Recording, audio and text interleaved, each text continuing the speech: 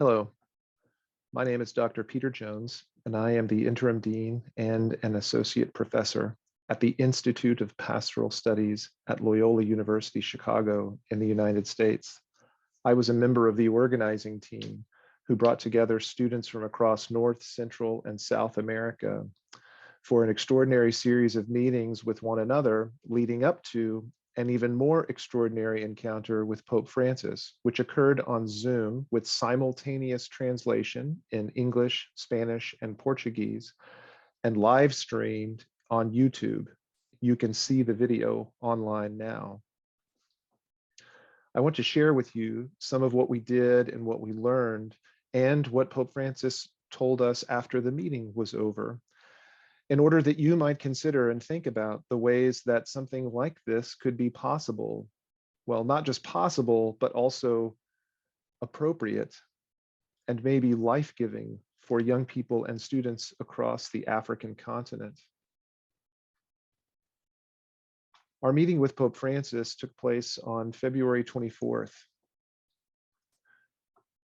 You can see in the image here at the bottom both a link to a YouTube channel as well as the Loyola University Chicago website, where you can link and access the recording of the event if you would like to watch. We recruited 130 students across the Americas to participate. We recruited students specifically who had a shared experience, who live and work in communities that have experienced migration and involuntary displacement.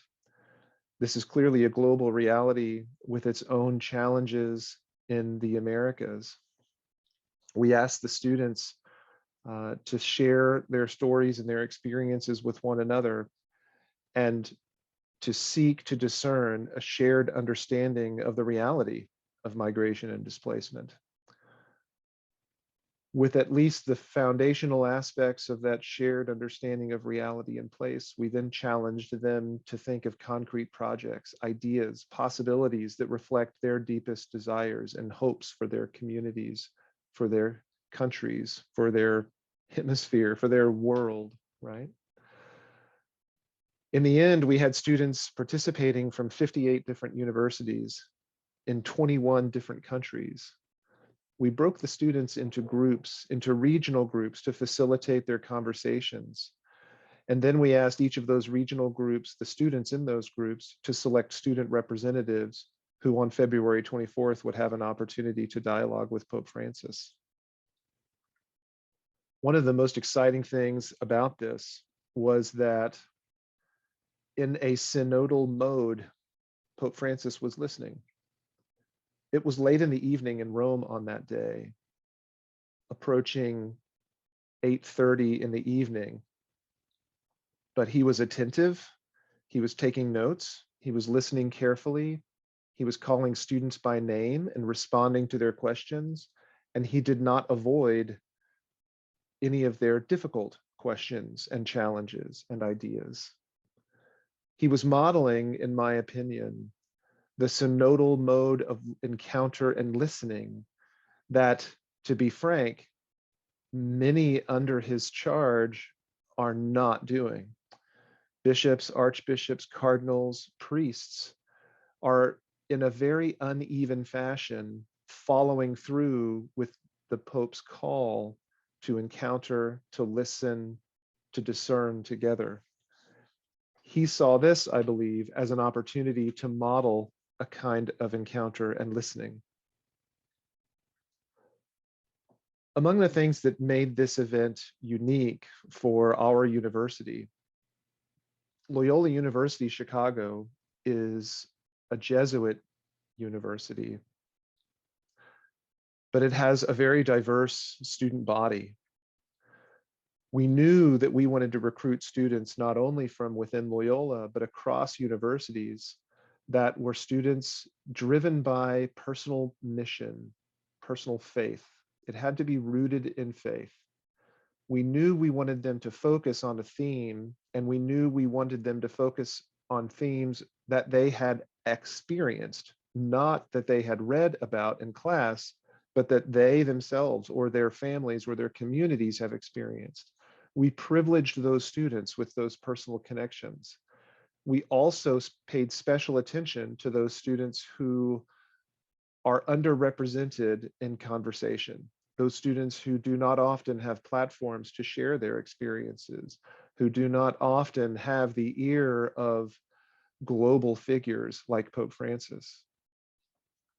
We facilitated their encounters and their dialogues, their discernment, but those meetings were student-led and student-centered.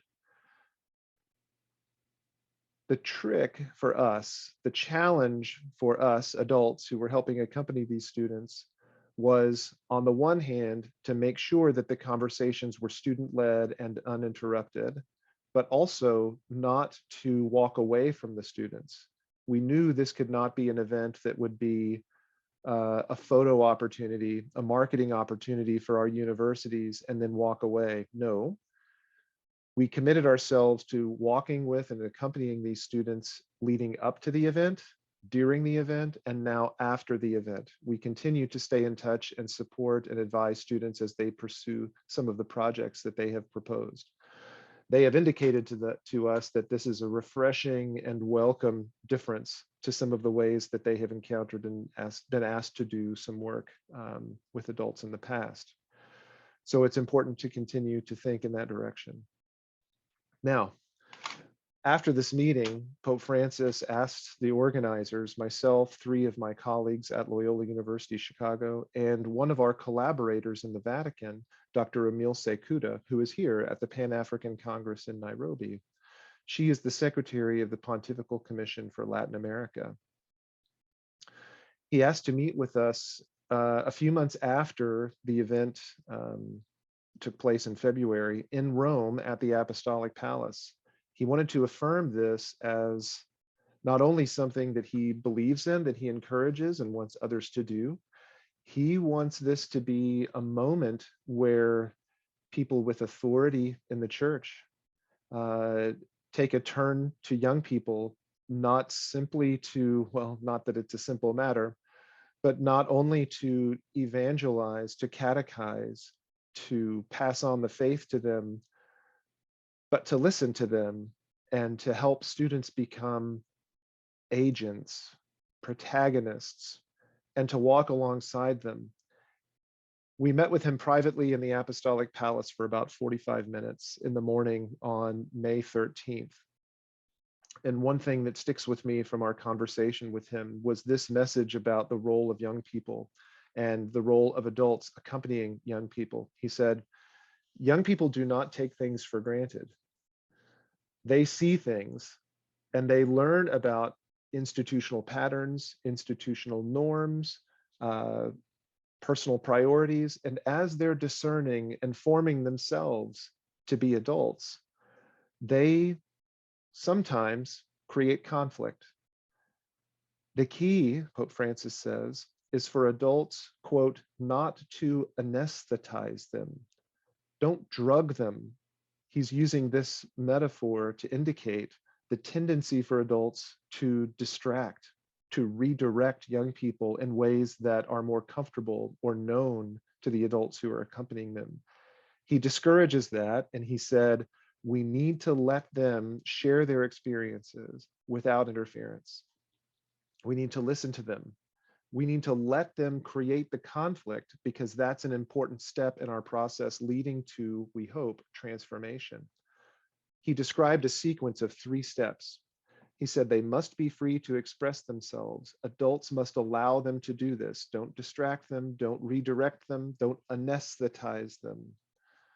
Instead, we must accept them as protagonists and accompany them from this creation of conflict into the establishment of a crisis. He said this because he understands and described how a crisis creates the possibility for a deep and durable transformation. So the goal is for young people to be heard, for adults accompanying them to lead them, to walk, not lead them, excuse me, to walk with them in order that the crisis, the conflict becomes a crisis. The crisis creates the opportunity for transformation. And the transformation is itself constructive. I think that's another key word. Oftentimes people view conflict and crisis as destructive. There is, of course, a constructive aspect to this, and this is what Pope Francis, I believe, wants to instill in us, and to call adults who accompany young people to have in view. So I look forward to the opportunity to being present with you all and to discuss and to share my experience, to answer questions about the event that we had, and to brainstorm, to listen to your ideas, and to think together about what it might look like to do something like this across the African continent and with students and young people, and to discern what that might look like. I look forward to the opportunity to meet you all, and I hope you have a wonderful day, and I'll see you in Nairobi. Thank you.